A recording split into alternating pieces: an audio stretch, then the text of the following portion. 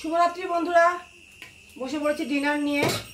এই যে আমি তো বাপের বাড়ি ছিলাম, তোমরা তো জানোই। তো আজকে বিকেলে বাড়ি এসেছি।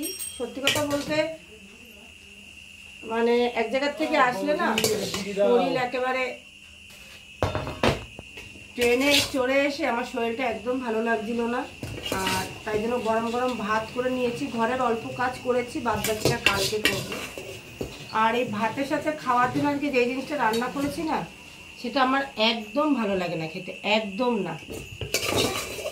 সত্যি কথা বলতে কি জানো, মেয়ে মানুষদের কোনো ভালো লাগা নেই। লাগলে ভালো লাগলেও খেতে হবে, না ভালো লাগলেও খেতে হবে। তো যাই হোক, ভাত তো নিয়ে নিলাম। আর কি রান্না করেছি চলো দেখিয়ে দিচ্ছি। আমার তো এই জিনিসটা ভালো লাগে না, তোমাদের ভালো লাগে কিনা সেটা জানবো। এই যে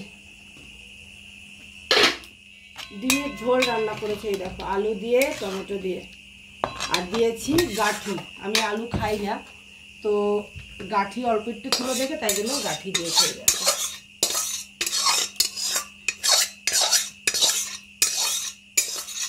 ঠিক আছে, দেখে তো ডিমের ঝোলটা ভালো লাগছে, এখন জানি না খেতে কেমন লাগবে, বুঝলে। আর এর মধ্যে আমার মনে হচ্ছে এই যে ডিমটা দেখছো না, এটা মনে হচ্ছে ডবল কুসুম হবে। তোমরা হয়তো বলতে পারো যে ডবল কুসুমের ডিমটা তুমি নিয়ে নিচ্ছ কেন। ডবল কুসুমের ডিম দুটো ছিল, একটা আরেকজন খেয়ে নিয়েছে, আর এইটা এখন আমার ভাগেরটা আমি খাবো। ঠিক আছে, তো এখন দেখার পালা এটার মধ্যে আদৌ ডবল কুসুম আছে কিনা। কিন্তু এটা এত গরম, মনে হয় এটা আমি ভাঙতে পারবো, তাই আমি এটা চাকু দিয়ে দুই ভাগ করবো। চলো দেখি। এই কি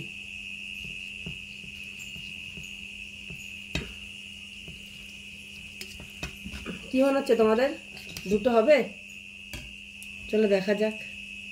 হ্যাঁ, এই যে দুটোই কুসুম, দেখেছো?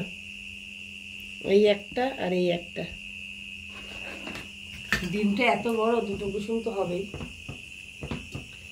তো আমার তো ডিমের ঝোল খেতে একদম ভালো লাগে না, অগোত্রে মধুসূদন খেতেই হবে।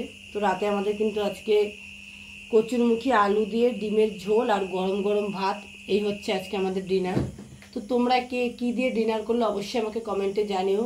আর ভিডিওটা কেমন লাগলো সেটা জানাতে ভুলবে না। ভালো লাগলে একটা করে লাইক করো, কমেন্ট করো, শেয়ার করে দিও। আর যারা এখনও ফলো করোনি, ফলো করে পাশে থেকো। যারা ইউটিউব থেকে দেখছো তারা কিন্তু সাবস্ক্রাইব করে দিও। আর চলো একটু খেয়ে দেখি ঝোলটা কেমন হয়েছে।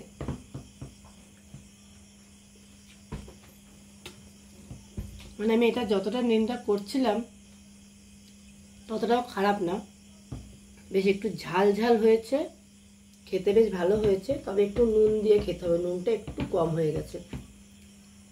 তো চলো, বাই বাই।